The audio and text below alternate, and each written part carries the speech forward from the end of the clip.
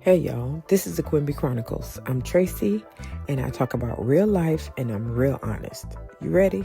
Let's get into it. On today's episode, I'm talking about the weight Black men carry and what happens when they never get the space to set it down. Hey y'all, welcome back to the Quimby Chronicles. It's your girl Traci and today's episode is different. It's tender, it's personal, and it's very necessary. We're here in the middle of Men's Mental Health Month, and I want to use this space not to point fingers, but to hold space. Because I've loved Black men who were hurting, I've raised a son, and I've sat across from partners who didn't know how to say, I'm not okay. By the time they got around to seeking help or even admitting that they're not okay, the damage was already done.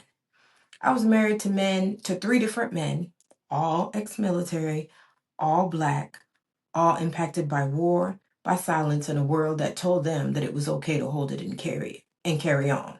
It made them feel like that was what being a man was about, holding in all that stuff and just making it happen regardless, sucking it up. And I will be honest that, in the military, that's one thing that they do teach you, suck it up. You got to suck it up. You don't complain. A soldier doesn't complain. So let's start off with all the weight Black men have to carry, and then you add on what is learned behavior in the military. So this episode is for the ones who didn't have the words and for the women who've watched them suffer and wondered what more they could have done. Let me get my little tea. So let's start here. Black men are taught from early on to carry expectations, to carry families, to carry fear. They're expected to carry all of that and not even flinch. They're expected to carry rage and never explode. They're expected to carry grief and keep going. We tell them to be strong, but we don't always show them how to be whole. And there's so much strength in being whole. At the end of all that, then we wonder, like, why are they so emotionally distant? Why are they so angry? Why are they so withdrawn? I see the narrative going around a lot, men just don't, they're men who just don't like women. And whatever the case or the cause of that is, you know, I've seen what silence can do to a man. I've watched the love and compassion and care that I've given.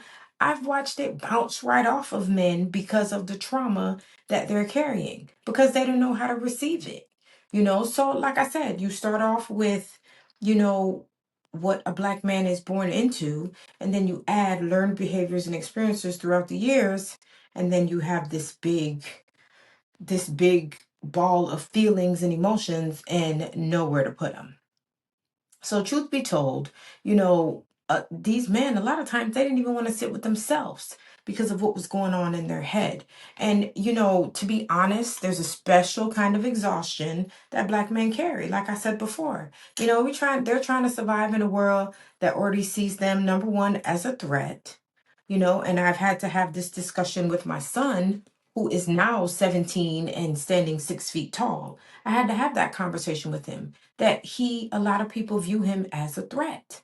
You throw in a little trauma, you throw in poverty, you throw in incarceration, untreated mental illness, and war, and then it's no wonder so many of them are barely holding it together and nobody knows why. So in this instance, I'm not speaking from headlines. I'm speaking from here. I'm speaking from home, from my heart.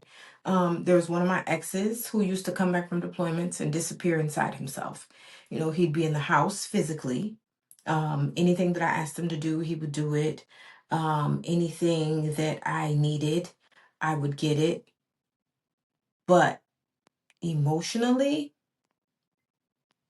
it was non-existent. Emotionally, he was thousands and thousands of miles away. He wasn't mean. He was just numb. He was numb to everything around him because of what was going on inside him. Another one of my exes couldn't sleep, so he drank. He drank and drank and drank. He drank when he was angry. He drank when he was sad. He drank when he was happy. Let's have a celebratory drink. It had gotten so bad that he had gotten to the point where he was drinking liquor and chasing it with beer. Now, this ex was also of Caribbean descent. So, a Black man, Caribbean descent, and a soldier. He ain't believe in no therapy. He ain't believe in no therapy. But if the walls in that house could talk, those walls in that house were proof that he definitely needed therapy. He needed some healing. And the third, he was soft at his core, but the war had hardened him.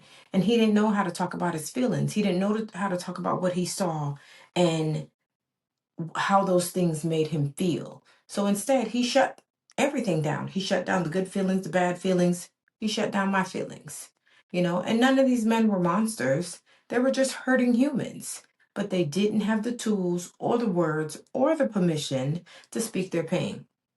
And me, I was just trying to love them through what only healing could fix. I felt like if I loved them enough, if I gave them enough compassion, if I gave enough concessions, that it would fix it. But it didn't. Only healing could fix it. So, that was a whole learning process for me as well as for them. And let me say this with my whole chest. Black men deserve to heal. Not later, once they fix everything. Now, right now, today, this moment, this second. Even if they don't know where to start. Because I need Black men to realize that therapy is not weakness, it's survival. We weren't made to carry pain forever. And because trauma doesn't get transformed, it gets transferred. So a lot of times that trauma, it manifests itself in ways that affect the people around you. It may manifest itself in acting out sexually. It may manifest itself in abuse. So just remember, trauma doesn't get transformed, it gets transferred. And I wish on everything I love, I wish that they'd had someone that would be able to convey this to them sooner. Someone that they trusted, someone that they believed. I wish someone told them that they could cry. I wish someone had told them that they could rest, that they could talk without being laughed at, dismissed, or judged. And I will say that that is it's something that I see a lot on social media. And I know social media is not real life, but I see it a lot where Black men say, I can't open up to my partner because I feel like I'm going to be laughed at. I feel like I'm going to be judged. And that is not right. That's not the answer. And healing doesn't mean you're broken. And that's what a lot of people think. A lot of people think, oh, I don't need healing, I'm not broken. No, you're not broken, you're human. And it means that you're trying to overcome the trauma that you went through. You're trying to make sure that it doesn't get transferred to your loved ones. And in this day and age, there's so many resources out there for Black men. There's therapy for Black men. There's Black Men Heal. There's the Safe Black Space. And of course, if you are a veteran, the VA has veterans counseling. And all of these resources are built to see you, they're built to hear you, and they're built to hold you as you are. Now, these situations that I'm talking about with men of my past, some of them are as old as 20 years old. So it's been a long, long time. And, hopefully those men have gotten the help that they've needed and they've become a more whole version of themselves than they were when, them and I went through this traumatic, dealing with this trauma. So if you're listening right now and you're a Black man, I want you to know, I see you.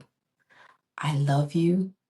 I know you're tired and you're not weak for feeling. You're not soft for crying. You're not less of a man for needing help. You've been taught to survive, but I want you to do more than survive. I want more than survival for you. I want peace for you. I want joy. I want softness. I want safety.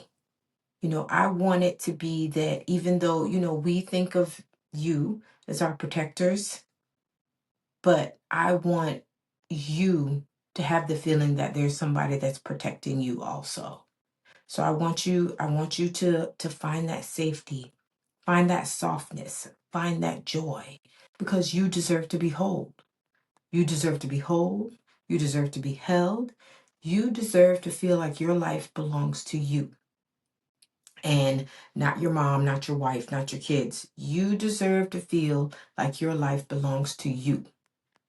and definitely not to your pain or your trauma. So take that step. Take the step. Call the number, send the text, find the circle, because I'm pretty sure, well, I would hope, I'm not going to say I'm pretty sure, but I would hope that there's at least one person in your life that you can reach out to be like, hey, I'm not okay. I need to talk. And I will say, I said that I am raising a Black man, and I do make sure that I check in with him and I have conversations with him, and I let him know that it is okay for you to cry. It's okay for you to have feelings. It's okay to do whatever it is you need to do to be able to get over the trauma. So whatever healing looks like for you, go toward it, because you are so much more than what happened to you. And what's waiting on the other side of your silence, I'm hoping it's a more whole, more complete you, away from the trauma that you've experienced. And like I said, which I think is the favorite thing, like in my research, and my favorite part that I saw was that trauma does not transform, it gets transferred. So do yourself and your loved ones a favor. Get some heal. Do yourself and your loved ones a favor. Get some healing. And I may not be your woman, but I'm your sister. I'm your mother. I'm your aunt. I'm your grandma, because I'm somebody's grandma. And I've loved men who look just like you and hurt just like you. So this month, I'm asking every Black man out there, don't wait until it breaks. Don't wait until the people who love you are gone. Don't let your silence be your legacy, because there's no trophy for suffering, and there's freedom and healing. And that's all I want for you. I want you to be free. I want you to be whole. I want you to live your best life. And I mean that with every fiber of my being. That's what I want for you. So if this episode has touched you, or if you know a man who needs to hear it, please share this episode. Send it to your dad, send it to your brother, send it to your son, your man, your friend, your coworker, whoever. Anybody that you know could benefit from this message, send it. Send it, send it, send it. Because a lot of times us as women, we don't have the words, and we don't know how to say, I'm here for you. Because we're not here to fix each other, but we can hold space for one another. We can listen, we can show up, and we can finally stop pretending that being strong means being silent. So that is it for me today. I want to thank you. I know this was a short episode, just because there's going to be a double episode this week. 2 episodes this week in honor of Juneteenth. That's the next episode. And it'll be posted tomorrow on Juneteenth. So happy Juneteenth. But thank you for watching this episode of the Quimby Chronicles. I'm your host, Traci, and I'll catch you next time. Take care of yourselves and each other. That's it for this chapter of the Quimby Chronicles. Keep growing, keep glowing. I'll catch you next time.